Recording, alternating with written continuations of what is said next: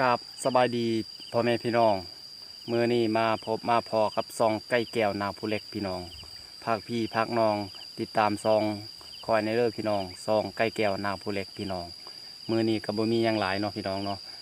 ออกมาให้มานานเนาะพี่น้องเนาะออกเลี้ยงควายเนาะพี่น้องเนาะนี่พี่น้องเลี้ยงควายพี่น้องนี่เนาะผู้พุ่นเขาทางให้อยู่เทิงผู้พุ่นพี่น้องแถวบ้านนอกเฮานี่ส่วนหลายจะเฮ็ดให้เนาะพี่น้องเนาะน่าจะบ่ค่อยหลายเนาะเพราะว่าดินมันเป็นภูเป็นพาเนาะคือข้าพเจ้านี่ก็เฮ็ดนาก็บ่หลายเนาะพี่น้องได้เข้าก็ประมาณ